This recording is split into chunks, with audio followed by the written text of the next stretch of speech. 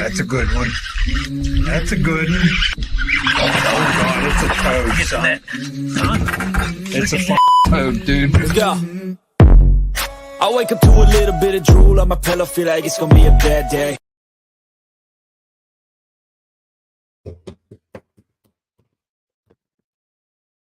What's going on, friends? Welcome back to Fishing Friday Live. You just got Pete and I in here today.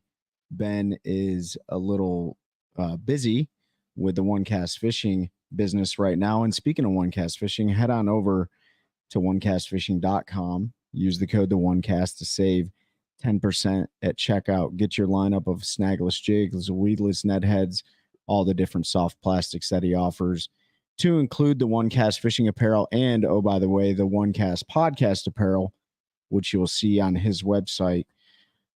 I got some bladed jigs sitting right here. Our good buddy David Fuchs is up in Maine right now. He's probably going to be ripping some of those through that natural vegetation up there. So hopefully, David, you catch some. But head on over, help support those who support us at onecastfishing.com. Use the code TheOneCast. When you're done there, head over to CarolinaWatersNC.com. Use the code TheOneCast. All one word at checkout. Save 20% off your order. Get you some gloves, UPF shirts, hats, all of that good stuff. T-shirts, casual wear. They've got the new children's T-shirts, which are super nice. If you got kids, you want to get them a super comfortable shirt to break in for the school year, because I know they're getting ready to go back. Head over to CarolinaWatersNC.com. Use the code TheOneCast to checkout. And then you can head to Hobie Eyewear. Use the link in the description, and I'll post it up in the chat here in a minute for everybody that's listening. Or you can go to our link tree, which I'll post right now because I have that memorized. And you can click on the Hobie Eyewear one and go to that link. And you'll save 15% off your order. So you can grab a $105, $110 pair of glasses. It works out to about $83. And yeah, check them out. Hobie Eyewear, HobieEyewear.com, but use our link that I'm going to post in the chat here in a second to get those. So hope everybody's doing well. It is Friday. I am not fishing this weekend. I don't know if Trey's going to make it out or not. I don't know, man. We got a lot of storms rolling through the Piedmont region. It doesn't mean that I won't fish in the rain, but I definitely won't fish in the lightning. But those fronts coming in with that pressure system, low pressure system and stuff, that a lot of times will trigger those fish to start a feeding frenzy. So if you hit it just right, you can go out there and have a phenomenal day on the water. But if you hit it wrong, you're going to get hit by wakeboards and stuff. And I don't know if I want to do that tomorrow or Sunday. So we'll see. Yeah, we got that. We've got a tropical storm coming that looks like it might hit us. Not 100% sure if that's going to catch us or not. They're still tracking that. So we may have a bunch of rain come next week. I've got to start getting ready to move in a few weeks. So that's right, man. Everybody knows, if you weren't on last Fishing Friday Live, or you haven't been following Pete's personal life, he and his wife are now technically permanent residents here in North Carolina. So congratulations to both of them on being homeowners here in the Tar Heel State. Yep, just about. We're about to wrap that up. We close on August 12th. So looking forward to, I'm not looking forward to the move. Nobody likes that, but looking forward to being down here permanently and getting that part over with and finally settling down. We've been living in a travel trailer for 6 years because I was here temporarily for a 2-year project. But yeah, looking forward to that. We might have our first house guest here in November. If nobody else comes down before that, David and his wife are thinking about coming down for an extended time when they come down to fish the SOBA event, which is the weekend after the next Take a Warrior fishing event. Trey's rocking the Take a Warrior fishing jersey that we're selling to help raise some funds for that stuff. Yep. If you're looking for a shirt to support a great cause, you can head to warriorfishing.org. You can order one of those jerseys, and all the proceeds go to getting our heroes out on the water. So we have that event coming up in November, which is November. I'm going to pull up my calendar. I don't know, but if you're looking to order one of these jerseys, what you're going to get is exactly what I'm wearing right now. It's got all the partnership logos on it. Yep. To include the One Cast podcast right here on my right sleeve, which is pretty awesome. And it takes about 8 to 12 days to get to your doorstep. So relatively quickly, or at least for me. And they fit. This is an XL, which is the standard size shirt that I wear. They're very, very comfortable. Breathability seems pretty good. And so I'm definitely going to be rocking it during the I might rock it during the Soba tournament too, you know? Yeah. So yep. So November 2nd is that, and then the 8th is the Soba tournament on Norman. So if you're looking to fish and help our nation's heroes, those are two good events for that. And then there's another one coming up. I'll get some details on, which is down on Lake Murray, which is another big event that we've talked about in the past. I just don't know the details on it off the top of my head. They just started taking registration and everything, so I'll get that out there. What's going on, Nick? Hope you're doing well, bud. So yeah, we were going to talk a little bit about news and stuff going on. Yep. So high school BASS championships going on. It's like 206. It's like 275 boats, 3 boats or something on Chickamauga, which I think is absolutely ridiculous. But hopefully everybody over there is having some fun and learning something. There's a lot of pressure on the lake, but it's a lake that gets a lot of pressure, so it's not that much out of the ordinary, I imagine, for that lake. What else was going on? So, yep, Chickamauga's going on. There's a bunch of random like news updates. I guess in the fishing world, you talked about it earlier, but Major League Fishing is going to be live streaming their team event, right, up on Lake Erie in PA, which is your neck of the woods. So what are the dates on that? It's in August. It's August 25th is the first day. I can't remember. I think it's 4 days. So it's a Cup Series team, but that's not a team on the same boat. They're in their own boats. And they can communicate via. I don't know if they use radios or phones or whatever, but they have an earpiece in. Yeah, they can talk the whole time. It's kind of a cool deal. So you can check that out live this year. So should be pretty cool. Should take top 2 teams from every state for high school championship. Completely agree, Nick. I think North Carolina has like 27 teams there, and I just think it takes away from the accomplishment. It's kind of like we talk about, like everybody's down on participation trophies and stuff, but like if everybody makes it, then is it really a championship if you take 19 teams from one state? Go ahead, bud. No, good. Well, I was going to say that, and Nick, you bring up a good point, and I think the next guest that we bring in who might be a repeat offender is going to kind of talk about like the expectation management in the industry, especially as it pertains to like professional angling and stuff like that. So you might see that guest pop up, which is going to be on a recorded episode next week. But that is part of the struggle in the industry, right? There's limited opportunities. There's a lot of opportunities, but there's limited spots at the pro level. And, you're not going to get there by everybody, fishing a championship together. Like you're going to be dealing with cuts and stuff. So we don't want to take away from those guys. Like they're doing great things and creating opportunities, but we also have to do some expectation management for the youth in the industry as well, because as we know, some of our buddies that fish the pro series, it's an absolute grind. And what I mean by that is a financial grind. So next year's going to be even worse. Oh, for sure. With the economy, the industry's hurting. Mercury just temporarily laid off 1,700 employees. And that was 100% related to the industry as it sits right now, and decrease in boat sales, and boat manufacturers are cutting production for 2025. So Mercury had to lay off because they just don't have the motor orders to go on those new boats, and folks aren't repowering unless they absolutely have to, which normally you get folks who repower every so many years, and they're just not doing it right now with the economy. So money's going to get even tighter come next year in the pro fishing world, unless they find a way to get non-endemics back in a bigger way. It's going to be tough because that marketing money is going to be something that gets cut as well. So yeah, and you mentioned that Mercury thing, lower boat price. Yeah, they might, Nick. I don't know with interest rates right now. That's the biggest thing. Like it's not that people don't want to buy, but when interest rates on a boat are 9, 10, 12, 14%. I know somebody with a over 800 credit score, which like 830 is perfect. They were like an 820 something, and 9.5% was the best they could get on a boat loan. Yeah. I mean, if anybody is kind of pays attention to happy Friday, appreciate it. Man, Andy.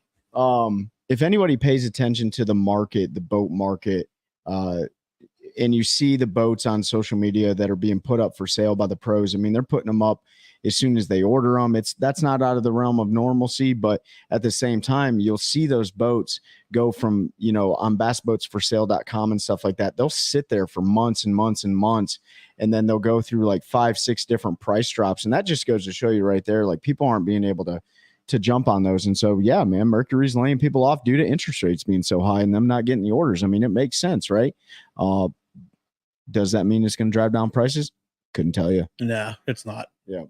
We've been saying for 20 years boat prices were going to come down, and it's been 20 years and they've just continued to climb. Anytime you have a luxury item like that, I mean, unless people just stop buying because of prices, which isn't going to happen because you have people that have more money than sense and they don't mind going out and spending $110,000 every year on a depreciating asset. Yeah. It's not an investment, folks. Vehicles and boats are not investments, so don't ever tell yourself that's what you're doing. Depreciating asset, there's people that are going to spend that money every year, and it's going to continue to keep prices going up because, I mean, a boat company, how many $100,000 boats do you need to sell a year to keep your doors open? Probably not a whole bunch. Probably not. You look at the smaller independent boat dealer manufacturers like Phoenix, and I say smaller, I mean, they're still pretty big, but Phoenix, Skeeter, Falcon, those types of companies. I think I read something that Phoenix only makes like 70 new boats a year, or something like that. So the market's small, and people buy what they buy, and if it's already cutting a small market, it's only probably going to drive prices up. Yep. Even used boats out of the 80s and 90s still carry some great value because of build quality. Yeah, they do. And right now the used market's cooling a little bit, but it's still pretty high. Speaking of old boats, more than that on the wife, and she has lost value. Jeff, I hope your wife has what? Yeah, that was that was rough. So comic man Andy brought something up that I saw this the other night, and I don't know if you guys saw this, just kind of perusing through the net aimlessly. But a guy bought a house and he found was it a 1980s Bassmaster Ranger, right? Mm-hmm. In the garage. And it had just kidding. I figured had a number on the windscreen. It ended up being one of the original Rangers that Rick Clunn fished a Bassmaster Classic out of. Man, talk about that boat holding some value. I bet you that thing will go for hundreds of thousands of dollars. How cool of a find would that be? That'd be cool, yeah. I mean, come on, man. Yeah. Yeah, the 80s, 90s boats, the late 90s, early 2000s are where they're really holding value, because that was when they went to composite trans and stringers, so you didn't have the wood that rots out. So those boats still go for pretty good. But yeah, the used market is cooling, but it's still everything's overpriced in the used market, in my opinion. But it'll be that way for a while. What else? Was there other news we want to talk about? No. So I mean, I looked it up earlier. This happened in July. I thought this was really cool. Like, I always go to like wiretofish.com if you guys don't like keep up on like bass fishing news and stuff like that. But there was a late state record in New York caught 12.35 pound largemouth out of Cayuga. Thought that was really cool. But we posted the question last minute on the community page on Facebook, and please hit us with any questions that you guys have. We asked what topics people want us to bring up, and somebody posted about local news. For local news, right? The slot limit is finally gone on Sharon Harris, so this question is related to that. Go ahead, Trey. So Paul Stevens asked, now that the slot for Sharon Harris is gone, do we believe that clubs are going to be hammering the lakes this summer for fishing tournaments? Not this summer, because their schedules are already done. They've already pulled their ramp permits and everything. But next year. So do I think people are gonna like put pressure on the lake? Absolutely. In fact, that 16 to 20 inch slot limit was the reason that a lot of tournaments didn't fish that lake. Yep. Because you can go out there, and if you understand how to fish that body of water, you can have a good solid 16 to 19, 20 pound bag, depending on what you're catching, right? And that's pretty consistent on that body of water. The problem was most of those fish fell into that 16 to 20 inch category, which deterred a lot of people from going there, because you would see, 9 pounds win with 15 inch fish, or some guy would, catch an over here or there. But we talked about it on many episodes before. The more bass you have in a lake, and they're all competing for the same bait fish, right? And it stunted the growth with the catch weight and release, or the catch and release. Got it. It helps keep some of those big bass in there, but the problem is we weren't keeping, or there wasn't enough natural attrition with those mid-sized bass. So now that slot limit's gone. So do we think it's going to put pressure on the lake from a tournament perspective? 100%. Right. Speaking to the District 3 biologist, it's a good thing. And Harris wasn't the only lake that was removed from the slot limit. I think Lake Randleman was also removed. But here's a really good point that Pete brought up earlier. No matter what you do, no matter who you talk to, go to your state's organic DNR or Wildlife Resource Commission page and look up the actual creel limits, because we got a bunch of messages about this. I know Pete did. I know I did. I'm sure Ben did. People are asking, hey, is there some formal documentation that shows that the slot limit is being removed?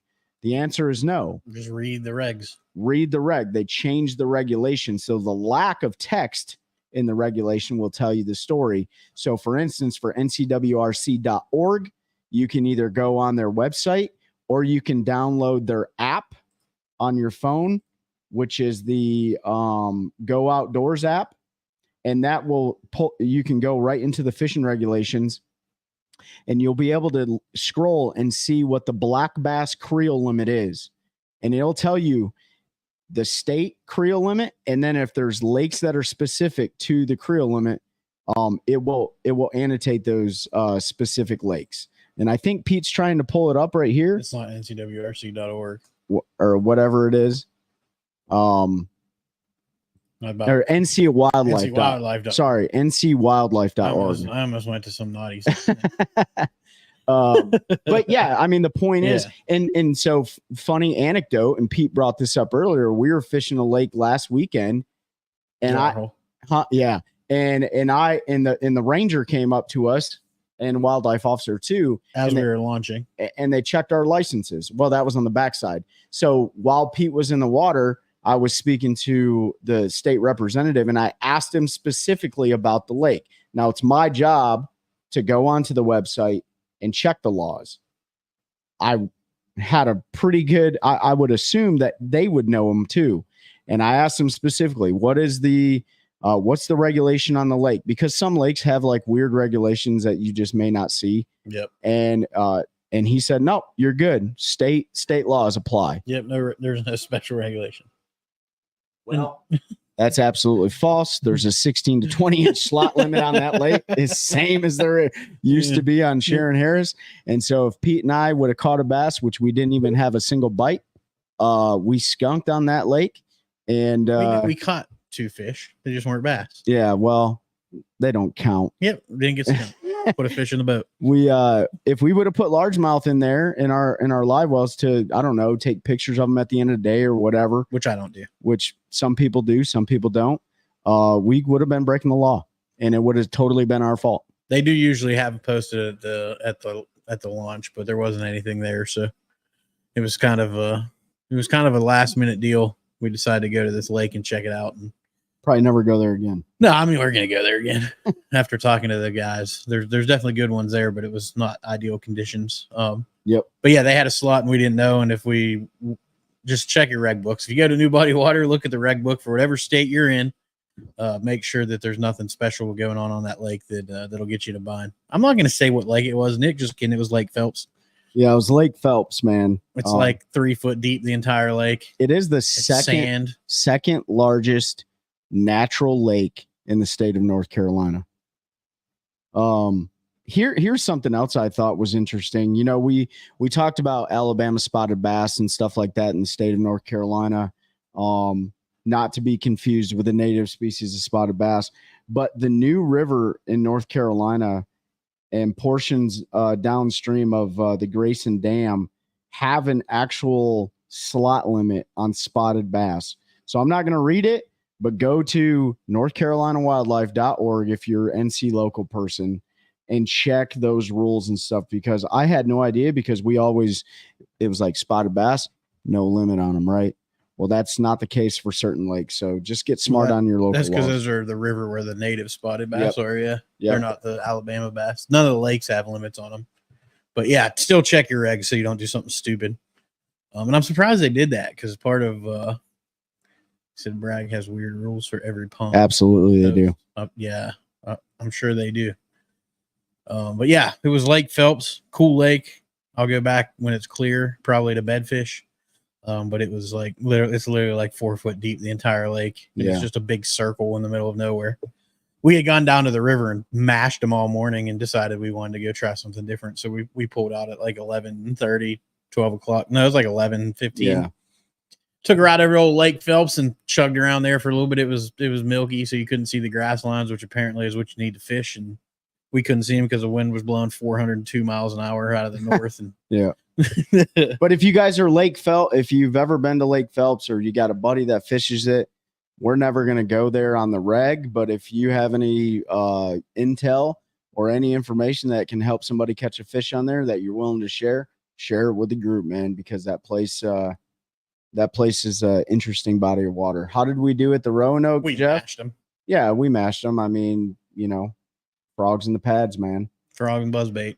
Yep. I cut everything on a buzzbait. Hey, Mom. My mom is watching from Kalamazoo, Michigan. Hey, Mom. Mock Jesus. That's right, David. Yeah.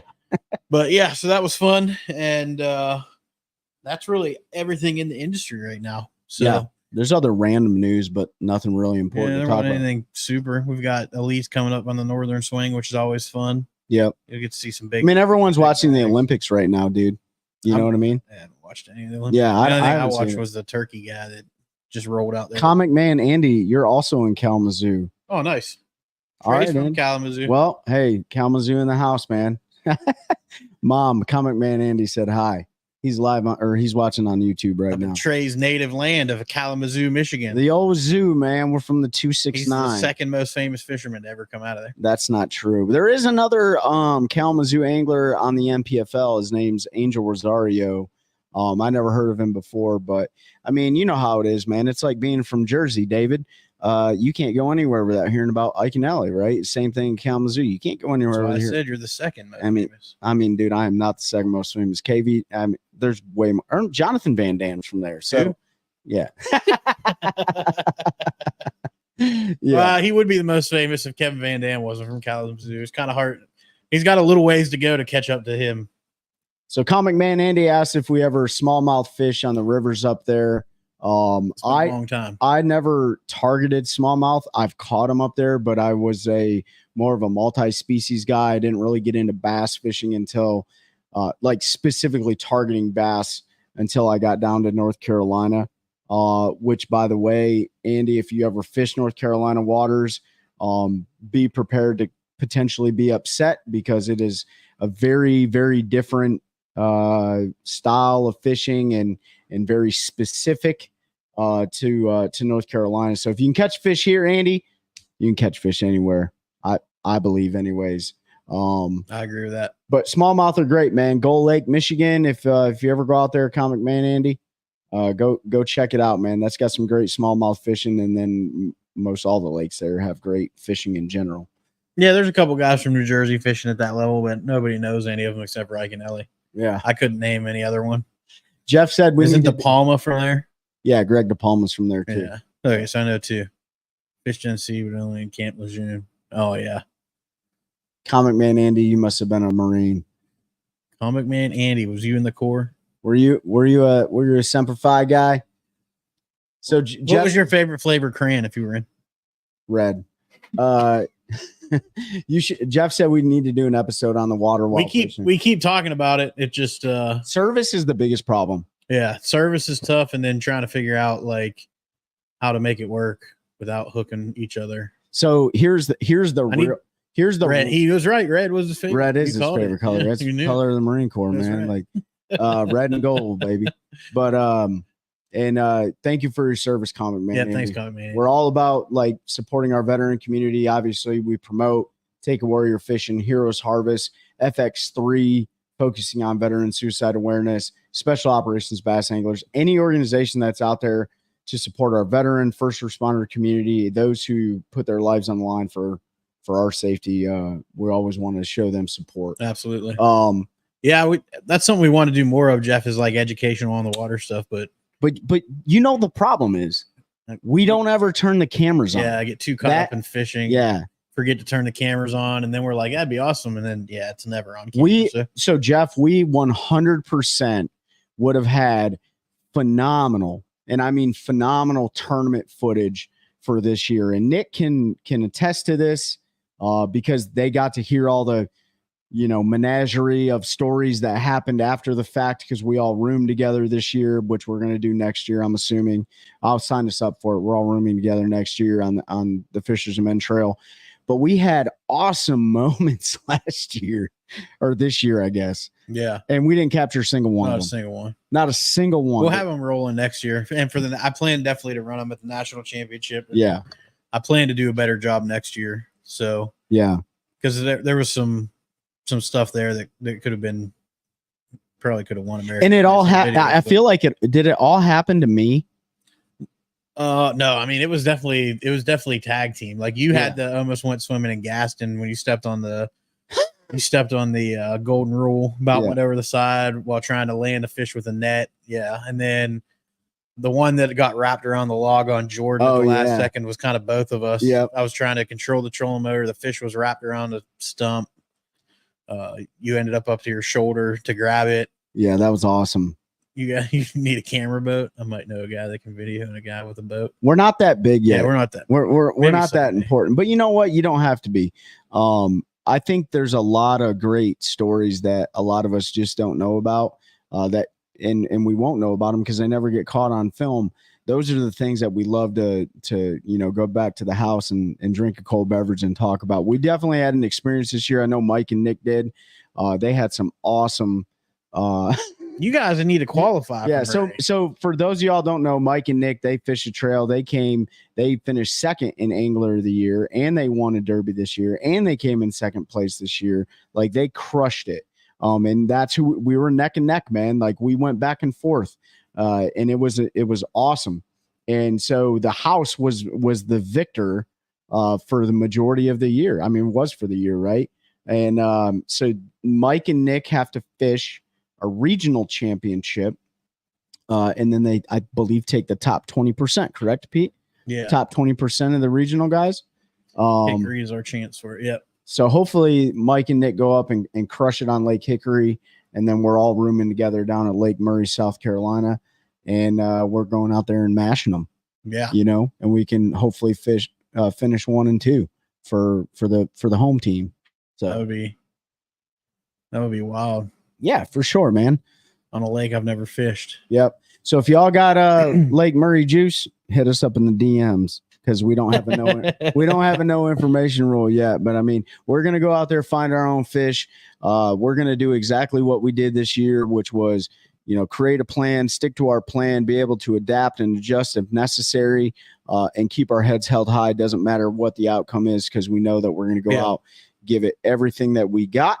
And hopefully bring in 15 bass over a 3-day period. The one thing I'll say is it's probably going to be a sight fishing tournament. So I feel really confident in being able to compete with anybody in the world in a sight fishing tournament. That's right. And in order to do that effectively, if you want to enhance your vision, get your hands on some of those Hobie Sightmaster glasses, specifically in the floating frame. I recommend that way. If they fall off your face for some odd reason, you just pick them right back up, which Pete just dropped a link in the chat. Yep, save 20% on them bad boys. That's right. Or 15%. 15%. That's right. What else is going on? What else you guys want us to talk about? We're just sitting here. Top water. Cane Walker, I'm a Stick, Donkey Rig. Yep, all the usuals. And then I know the Jackal Riser is another one that's super popular. Good luck getting your hands on them. I know Trey doesn't hope because he doesn't like when I get in sight fishing mode, but I kind of hope it's a sight fishing tournament because I like doing that. I hope there's multiple patterns. Yeah, I hope we can do a bunch of different stuff, but yes, you're right. Like, our sight fishing. Yes, Nick, deer season is a month away. I know I need to get some corn up. I don't know how much deer hunting I'm going to do this year.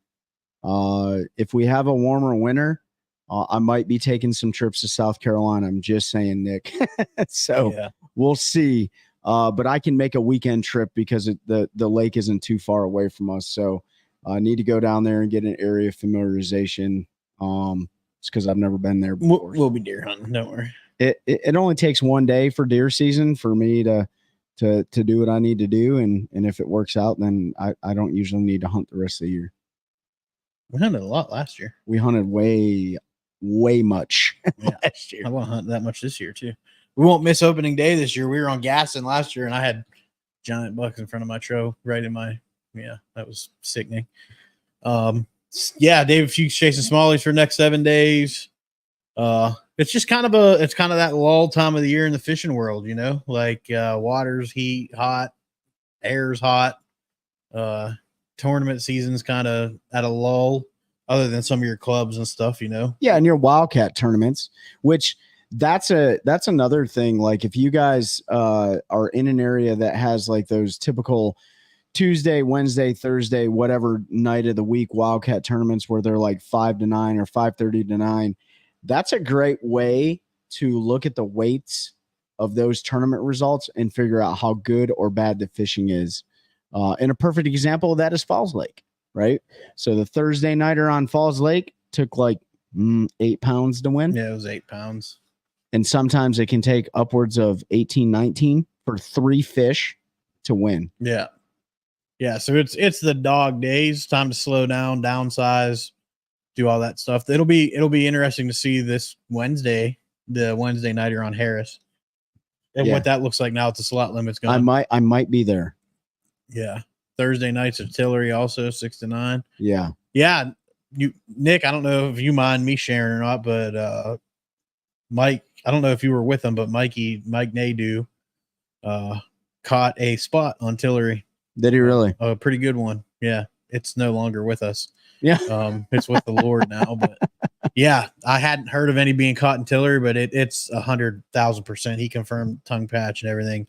He sent me the picture. There's no doubt about what it is. So I don't think they were in there, but they are now. The one he caught was a pretty good one. So if that one was in there at that size, I'm trying to find Nick's text message so I can show you the picture. Yeah, right there. Old Tillery. Oh yeah, that's a 100,000,000% a spot. Oh wow, look what he was doing to catch him too. Yeah, Mikey's learning. Mikey's out there learning a little forward-facing sonar there, bud. Got a whole set of one cast flipping jigs to test out on the rivers up here for smallies in the dead summer. Awesome. They've caught a bunch of smallmouth in Minnesota and Wisconsin and other places. So yeah, they should do you well, man. Looking forward to you can share Ben with that. So we can catch all 3 now, spot, large, and smallie. That's true, yeah. For now, the smallmouth will be gone. Yeah. And I know there's not a ton of them in that lake to begin with, but there are a few. Tillery's a fun lake. I want to make a trip over there one of these days and just to get fun fish. I love the way they school on that lake, and you can catch them in the middle of the lake on top water in the middle of the summer. I forgot to bring up a topic that Seth asked us to bring up. Seth Micah, while we're talking some local stuff. All right, so here's local stuff. So if you're a local North Carolina angler or an outdoor enthusiast or whatever, head on over to that ncwildlife.org page.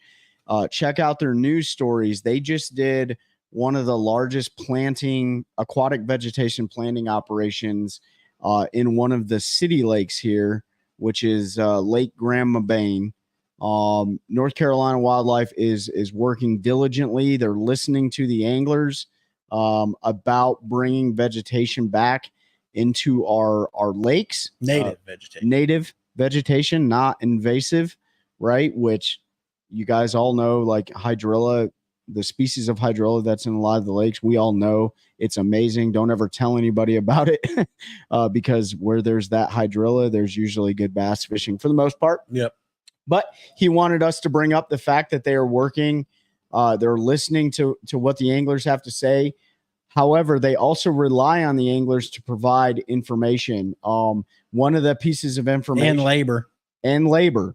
They need volunteers. If you don't have anything going on, and that's the thing, I asked them specifically, I say, what is your volunteer turnout looking like for people showing up and helping out with planting aquatic vegetation? A lot of universities, Boy Scouts, different organizations that are conservation organizations, they're showing up, but anglers aren't showing up, right? And I know I'm guilty of it. We're all out there probably fishing. But if you find time, that's all they're asking for is if you can donate some of your time and labor to help planting some of these native aquatic vegetation species into our lakes. So they just did a giant plant in Grandma Bain. Yep. They're also looking for you to help them out on where to plant the vegetation, right? So they're looking for softer bottoms in low in less traveled areas. For instance, like maybe your giant flats on your lake that used to hold vegetation or have never held it before, but you would like to see it there. He asked specifically, like, hey, if you can send grid coordinates or a screenshot of maybe your Navionics or Lake Master map where you'd like to see that vegetation. They got some initiatives and they're looking at additional funding, and I won't talk anymore on that. But there should be some good things in the pipe for NC Wildlife to help us out.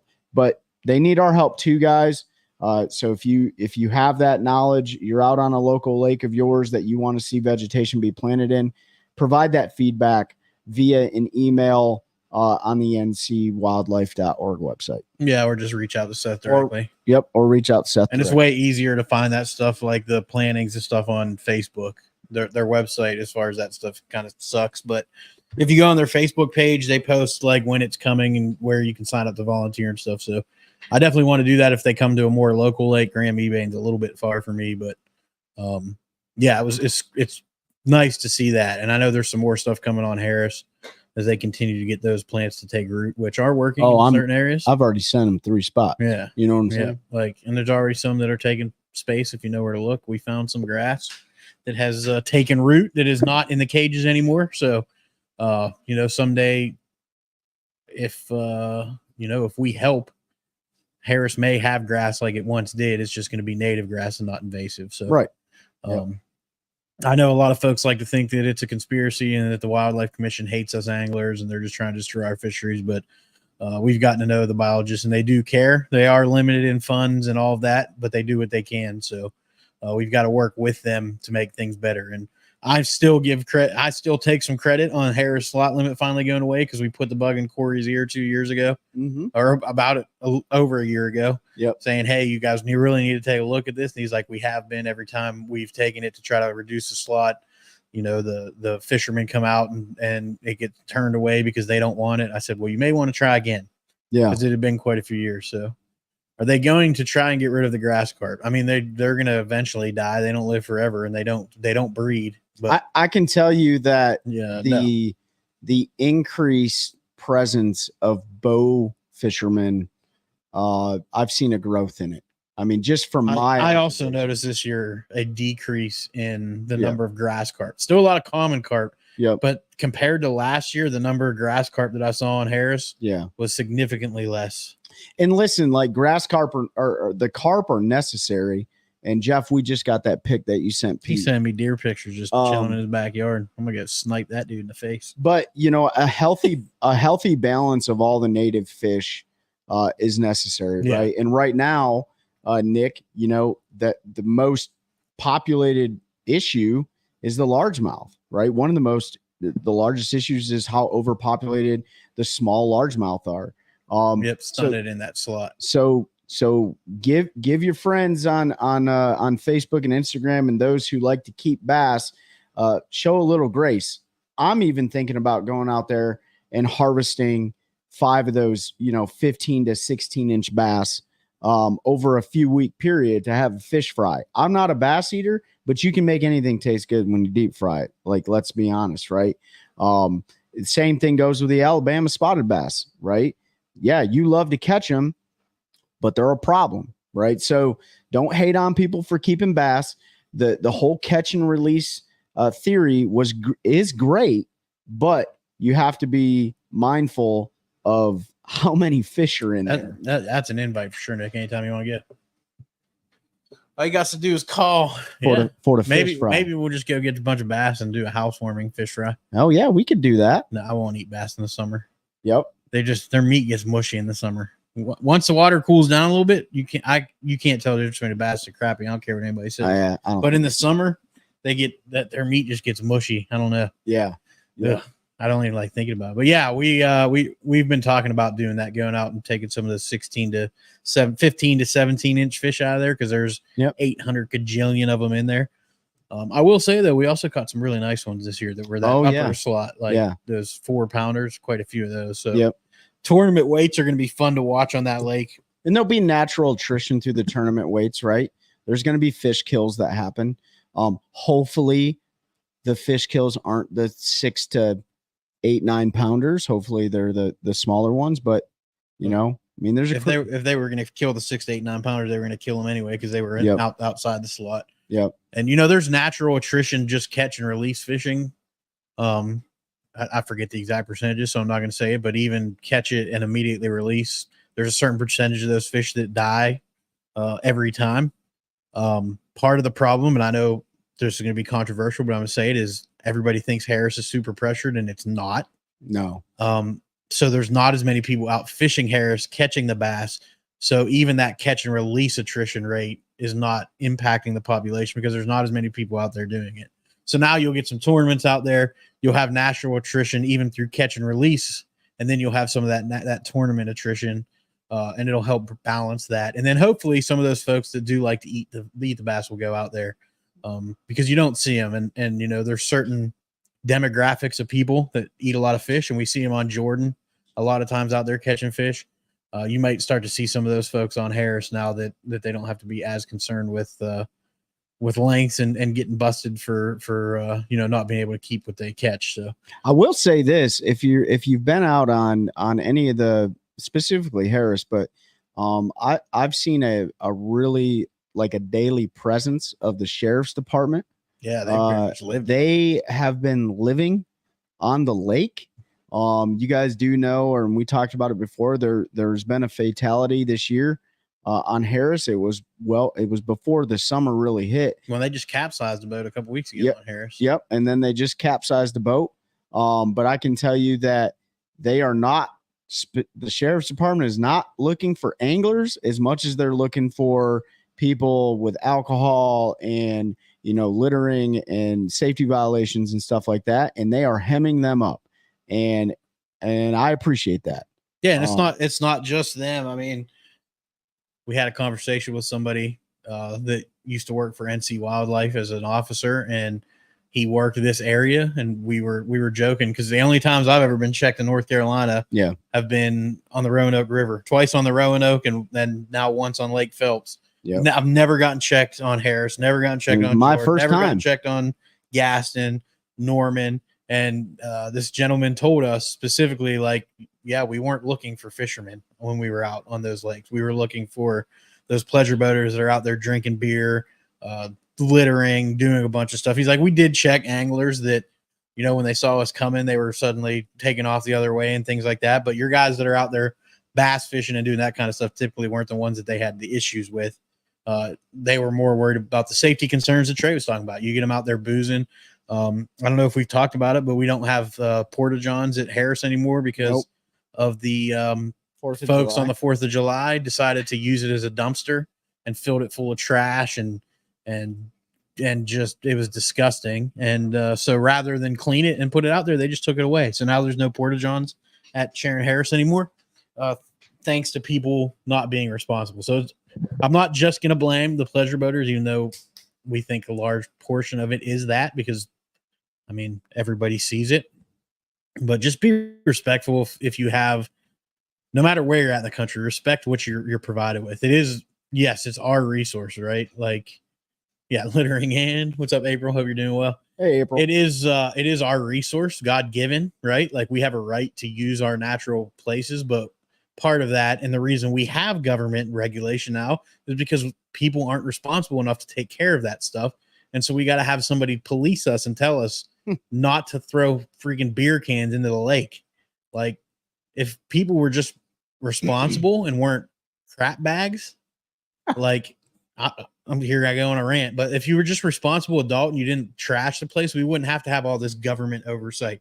People are like, we shouldn't have limits on fish. Well, if people didn't abuse that and were filling coolers full of fish, hundreds of fish that they didn't need just to do it, then we wouldn't have limits on fish, because we decimated populations to the point where they were basically, don't drink antifreeze. Yeah.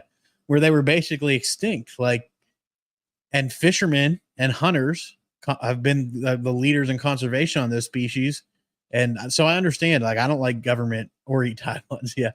I don't like government sticking their Infringement. finger into everything that I'm doing any more than the next person. But I also understand why, because we can't even have freaking porta johns at the launch at Sharon Harris without a bunch of jackasses going out there and filling it full of trash. Yeah, so now I gotta be a bear and Yeah, now you got to get I got squat in the a woods. duty in the woods, you know. Get out there on old Hurricane Alley and just chuck up the bankside there. Here's a positive news story too in your local area, and if you're outside the state of North Carolina, you may have been dealing with this too.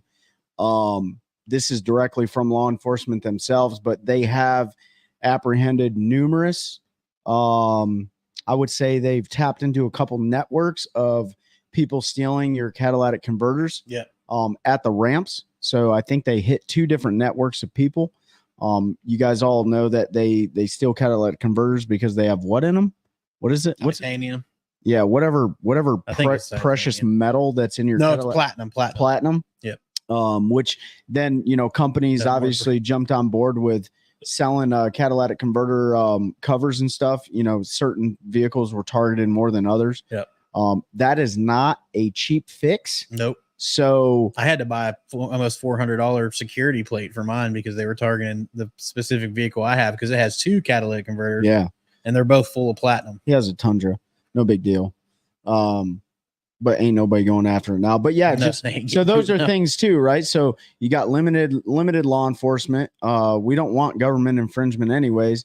But when we do need them, they're all tied up doing other crap. So we got to police ourselves. I think that's the biggest message. Just police ourselves. We do a good job. That's what we're all about here, is just making sure everybody's informed, educated on what the new updates are. We're not 100% updated all the time, but this is what's going on in the local North Carolina area. I'm sure it's happening in other areas as well. Yeah. So we have some of the best fisheries in the continental United States, hands down. Like, I'll say that, and some of our buddies that have came on the show, we have some of the best places to fish. They're tough. They're tough, but they're good. But they're good. Yeah. So hopefully we see some of these lakes bounce back because the lakes go in a cycle. We talked about that before. Look at Kentucky Lake. The Harris chain of lakes is going through that right now. Sharon Harris may be one of those lakes. Michigan Comic Man Andy. Yeah, dude. Like, being from the zoo, it's a zoo for a reason. Like, it's crazy up there. The highway, rest stops, truck stops, all of it. Yeah, man. I mean, Methville, USA, and I love my hometown, man. But so hopefully, Comic Man Andy, you listen to this and you're helping educate and inform those anglers and those hunters and those conservationists and everybody else up there. Like, there's no reason to get in a pissing contest with somebody, but there's a tactful way of educating somebody on what's going on. And if they truly respect the resource, then they'll take the time to actively listen to you. They won't listen, but you can still hopefully. Nick said no more breakfast burritos from the gas station. I mean, you can still eat that breakfast burrito. You're just not going to have a toilet to sit on anymore. You're going to have to go up in the woods. Yeah, you might have to, like, Matt Robertson that stuff and hang off your steering. There are some places in Harris at least you can hide to do that if you wanted to. I would just go out on the middle of Summer Flat and just go right off the power pole. It's nasty, but carry some Ziploc baggies with you and take your duty wipes with you. You know what I mean? Just let it rip right into the live well. That's gross, dude. So first of all, you can't duty in Pete's live well, because when he goes to clean it out, there's going to be like monster cans and all other sorts of stuff in there. That was like 4 fishing trips of our trash that was in there. And you got pool noodles in there, so you're going to be grabbing duty pool noodles. You know what I mean? Yeah, take the pool noodles out. Been there, done that on the show on River. So is my dad. It sounded like somebody dumped a 5-gallon bucket of water. So, I'm wondering if that's why the new nitros come with like a little waste paper basket that's inside their cooler. Hanging off the power poles, Nick said. Yeah, it might be why that waste basket's in new nitros. You just let it rip right into that bad boy and wash it off in the side. Jeff said we can't smack the bums because then we're the bad ones. Yeah, I know. You see people. It'd be nice just to be able to slap them in the back of the head. Yeah, Christine, no Porter Johns at Harris, but you said there's no fish in that lake anyway, so it's fine. Yeah, so you'll just, the old bumper dumper. I've seen that. Yeah, that's an option, I guess. If you can figure out how to rig it up on the boat. I don't know if I'd want to take a bumper dump in the parking lot at Sharon Harris. How did this conversation you just never know where. This is why we don't script things on the one cast, folks, because you just never know where it's going to go. And right now we're talking about dukeying while we're fishing. So. Let me say something about dutying in the water. Okay. You need to check the lakes you're fishing, though, because certain lakes have very specific rules about bowel movements going into their water. I know. If it's a drinking water lake. So Lake Randleman here in North Carolina, there's a ramp fee of $15 unless it's changed. The lake is closed on Sundays and Mondays. You can't go over 15 miles an hour on that lake. It has giant bass in it, or it used to. You can't beach your boat and step foot on land. You must carry a bucket with you to put your pee and poo in. And also, no matter where you're at, you start hanging your butt over the side of the boat, somebody could see it, man, and call the cops on you. So you need to be very, very careful. I will say that. Comic Man, I was just talking about metal Folgers cans like 2 nights ago with my wife and how much I miss them. They were the best for everything. I bet you could order them on like Amazon or something, though. I don't know. Somebody's probably got them hanging around. They did last all summer, and then they would get stained with the coffee smell, so the dookie didn't smell quite as bad in there. Good gracious, man! I did not see this conversation. No, tonight, this reminds me. I appreciate this. If you guys haven't heard our episode, it was a long time ago. It was with Stephanie Hemphill Pellerin. She fishes the MPFL. Oh yeah, she peed in Harvey's carpet. Yeah, she peed on Harvey Horton's boat. But she also had like a drone flying over her that she didn't know about or something like that. Somebody came around the corner. Yeah, somebody came around the corner. So, it happens, man. A little spike it action went on the carpet. You can't, there's no way you can tell me you haven't been peeing off your boat thinking you were safe. And then all of a sudden here comes a boat around the corner and you had no idea that there was a nature trail. Yeah. Oh man, I did that multiple times. I didn't realize all these lakes. The first time I did was at Harris. I was just back there. I was up north towards they have the trail up there near the on the right power side. Plant on the right side. Yep. And I was just there like 5 feet off the bank, just hanging it out there, doing my thing. And all of a sudden I'm like, oh, there's deer coming. And then here comes these 2 chicks just out for a jog in the woods. And I'm just out there letting her go. So it's better than forward facing sonar talk. Maybe. What are we doing this weekend? Nick, I don't know. My sister, that's what I'm trying to figure out. My sister is coming down and her husband and kids for a family reunion for his family. So we're going to try to see them tomorrow for a little bit. And then I'm just trying to get stuff together to try to make this move as quick as possible.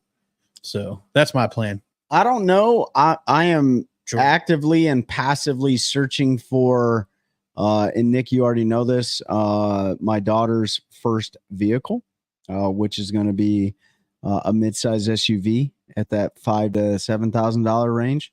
So probably with well over 260,000 miles on it. But you know what? Gotta start somewhere. Gotta start somewhere, man. My first car was a $500 Ford Tempo that I had that overheated on me all the time. So, I learned a lot of respect from having to pay for my own vehicle and stuff like that. She's not in a position to do that. She's a full-time athlete and full-time student. So probably might do some driving around looking for vehicles and stuff. But I might go fish a local pond for a couple hours. I don't know. I'm still trying to figure it out. Jordan Nature Trails will get you. Yes, they will. And those silly disc golf course that I didn't know existed on there until I was dropping it. I didn't realize. Yeah, listen. In the middle of one time. Don't like end up in the woods squatting. I was like, oh, this is a good place to take a dump. And then all of a sudden there's people throwing a Frisbee. Yeah. And it's not, we went right back to this conversation. Don't end up on familywatchdog.org, dude. But the other crowd you got to watch out for is when they're duck hunting and you have no idea and you miss them. And all of a sudden you got bird shot flying past you when you're trying to do your business. So that's another one, but I duck hunt. So I usually look for decoys. I don't know. I know what to look for. What are all you guys doing? What are y'all up to weekend? this weekend? We know the Fuchs are up in Maine. They're going to chase some smallmouth for the next 7 days. What do you got going, Nick? You working this weekend? Jeff's probably fishing. Jeff's fishing somewhere. Nick's probably working. Comic Man Andy maybe hitting the rivers for some smallmouth. Maybe. I don't know if your guys' weather is good. I don't know, man. It's wide open. Probably end up at Jordan. Yeah. Probably. I always say I'm not going to fish, and then I end up fishing. So, Yep. but yeah, this is also going to be posted for later, so you can let your friends know so they can come. Fixing fences and making homemade pizza. I know where I'm going for dinner. Yeah, the pizza part sounds good. Comic Man, yeah. Comic Man Andy said, "Yes, sir. Front moving through now." Well, that's what that could be good. Then you get a little post front condition going up there. Go out there and schwack some smallmouth. Yeah, God, I miss brownfish. If you guys didn't know, if you weren't on last week, a wildlife show in Albemarle, yeah, or you go nice. with Carolina Waters. So if you're near there, make sure you go check out the wildlife show. I know Nick's going to be there. I don't know if Carolina Waters is going to be there, but I know 911 Custom Baits is going to be there. So I had to burp. And yeah, if you're not throwing their buzz baits, you're messing up because I'm wackadoodling them. I might be fishing a tournament on Sunday, but that is to be determined right now. Cheat on me, bro? Yeah, I might be fishing a tournament on Lake Gaston on Sunday, but I'm waiting for a phone call. So we'll see. We'll see what happens. But if you weren't on our last Fishing Friday Live, we did our last giveaway, and that went to Zach. Yep. Right. So congratulations, Zach. You're going to get your box of jigs, and your Carolina Waters prize pack. I just messaged him to get a hold of Nick, and then Mike Johns and FX3 custom jersey. So So congratulations to Zach. And we'll probably try to do a giveaway again, like I don't know, Thanksgiving time, something like for the holidays. We'll try to get some of our partners to throw some gear in, and we'll just thank y'all, with some stuff to thank you for supporting us to listen to the show. I know a lot of you have bought hats and shirts and stuff, and that's awesome. But just having you here is great. You told us, David, that she would get her baits when you all came down here, so that's where they are. If you come down here and you come to my house, I'm just gonna let her go on the wall and pick some stuff because it's gonna be full. Yeah. So here's what we need y'all to do. If you haven't done it before, and you're on Instagram and you're on Facebook, shoot on over to our community page, join our community page, follow our regular page. You can just type in the OneCast. Pete's going to put our link tree in the description. You didn't spell that right. Yes, I did. Is it linktr.ee? Yep. Oh, well, that don't make no sense. That's not even how you spell tree. But anyways, head on over to our stuff and follow it if you wouldn't mind. It doesn't cost you anything, and it helps us out. Any of our episodes on either the podcast side, so Spotify, Apple Podcasts, all that stuff, leave us reviews, share it with your friends, especially those who love the outdoors as much as we all do. Yep. Follow us on the IG, the Instagram. We're constantly posting. We're consistently posting pictures and links and discount codes and stuff like that. And please use the discount codes. And I had this conversation. I won't name the name, but when we send the discount codes out, that's for a reason, right? The companies measure our reach using those discount codes. So we want you all to use them, even though you think you're helping the company out by not getting a discount and paying full price. We want you to use that. Right. So yes, Christine, David specifically. So if you're ordering from Did he order something, didn't use our discount? Yeah, he does it all the time. So onecastfishing.com, use the code the OneCast. CarolinaWatersNC.com, use the code the OneCast. What's up, Veda? Hope you're doing well, brother. Hobie Eyewear, use the link. That helps the companies that support us measure our performance. And then we got a new partner that's coming up in September. And then we might have another one too that reached out to me today. So. Yep. So we got some more partnership opportunities coming up, which is going to also offer opportunities for you guys. It's okay, David. Don't let it happen ever again. Yeah, don't ever do it again. Or I'll have to half right face you. Oh, they do that in the Air Force? They're probably not allowed. I'm just kidding. You guys go up there and have a great time in Maine and catch those smallmouth. We're looking forward to the pictures. But, we appreciate everyone's support. We try to bring you all local news. We don't try to do all those tournament recaps all the time, but we are going to bring some of our pro friends back on to talk about some different topics. We've got a couple other Elite Series pros lined up too, going to be coming on here. Yep. We're probably going to wait till after the Northern Swing because it gets a little bit hectic, but they did do that. Okay. So he knows half right face, but yeah, we're going to get a few more Elite guys on, some more NPFL, probably do another recap with Brad and Paul of the NPFL. Yeah. the league to talk about what's going on. Nick, I appreciate that. Yeah, that was the kind of episode I want to do more often, where we have folks come on and really share how fishing has helped their healing through whatever it is. And if you haven't listened to that, please do. Yeah, we're on Spotify. Man, we drop a recorded episode every week. Sometimes it's our live that we put out for the folks that don't catch us live, but typically we try to do a separate episode every week. This time of year, we use these lives a little bit more just because there's not a lot going on, and guests are usually a little bit tougher to get in the summer. You think it would be easier, but they're trying to catch up with family and all of that stuff. So rather than us just running our traps 2 nights a week, we try to narrow it down to 1 and then put it out. But yeah, go check out that episode we just did with Rick, aka Bassing Through. We got his whole life story, and we've got a lot of positive feedback from that one. And that's the kind of interview I want to do more. There's another individual I reached out to that battled addiction really bad. Like, I personally know this individual, and basically saved their life through fly fishing and moving out west. And now they're a guide and all of that. So trying to get her lined up. Super cool story. And going to see if I can get her to come on, because we want to share that as much as we can. You hear us talk about mental health all the time. Jeff, I'll react in a second or comment, but we talk about mental health all the time. Whether you were military, first responder, or you're just an everyday person, we all are dealing with trauma. We all have stuff that haunts us, and we gotta break down that stigma that it's not okay to talk about it, especially as men. I know there's women listening too, but I know I was raised where you didn't show that emotion. You just gutted it in, and you did what you had to do. And I saw my dad do that. My grandfather, I knew they were hurting, but they just gutted it up and punched through and did it. And luckily I was able to break that, because I don't know if I would be here with some of the stuff I've dealt with, some of the stuff I saw as a paramedic. And I know the same, like Trey and our other veteran friends, if they didn't figure out a way to deal with that, then you see that 22 a day number. And that has a lot to do with it. People are still afraid to talk about what they've dealt with and that stigma. So trying to get some more folks. So if you know somebody has used fishing to heal, and you think they have a story that can impact, even if it's one person's life, let us know. Shoot us a DM.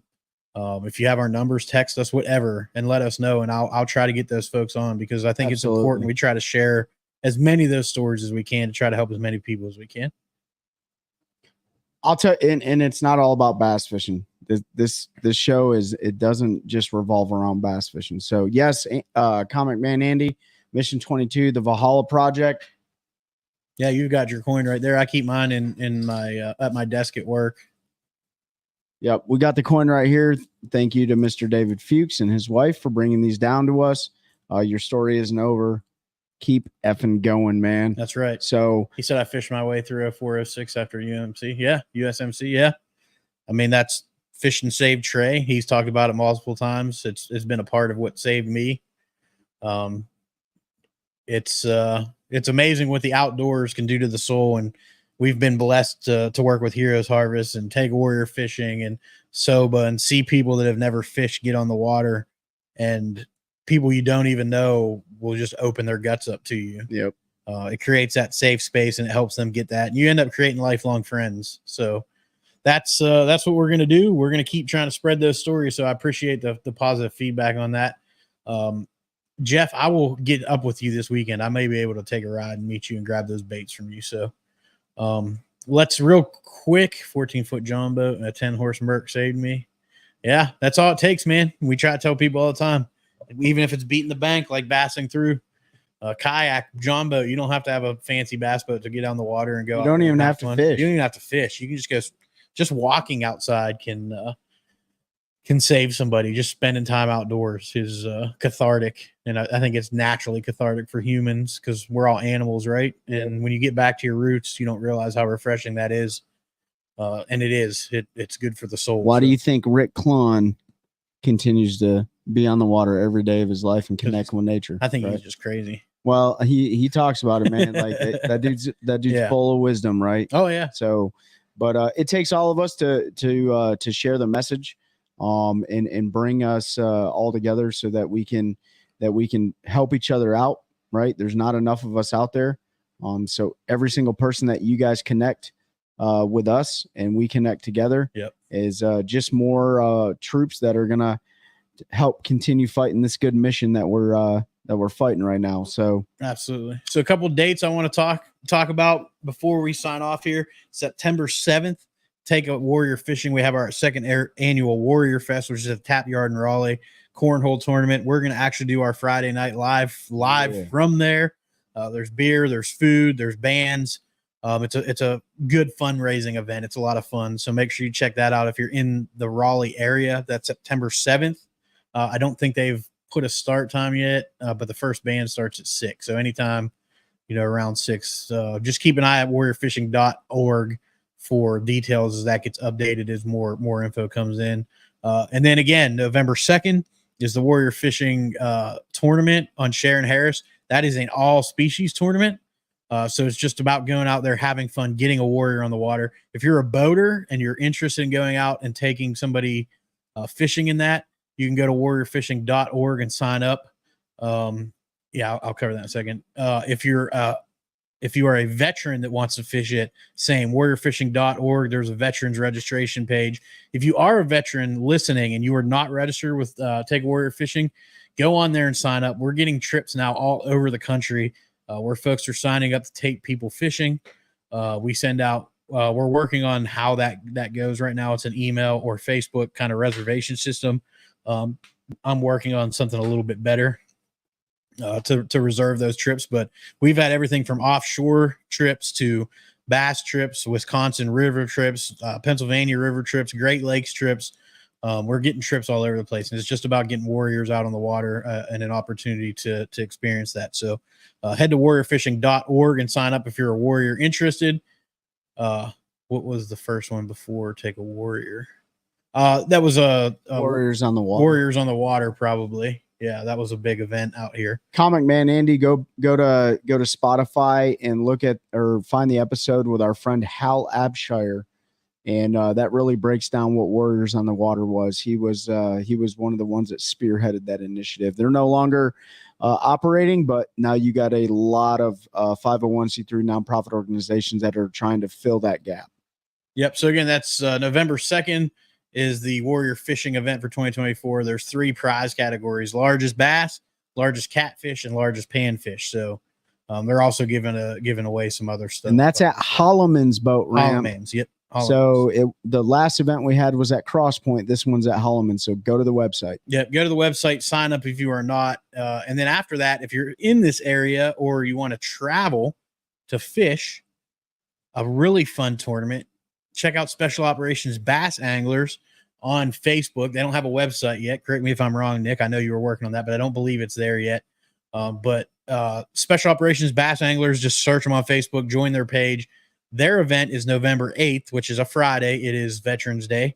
And they do a really fun bass tournament that day. And that money, they pick a special operator who lost their life every year. There we go. teamsoba.org. We have a website now. So Nick put that up.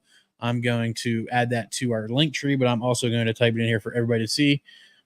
Head there, check out what they've got going on. They're a great organization. It's a super fun tournament. It's awesome. Dude, we had a blast, and it's only going to get bigger and better. And, it's a ton of fun. It's on Lake Norman, Spotted Bass Haven. In the fall, last year I never threw anything but top water all day and caught our fish all on top water. It's a great event. So make sure you check that out. teamsoba.org or Special Operations Bass Anglers on Facebook.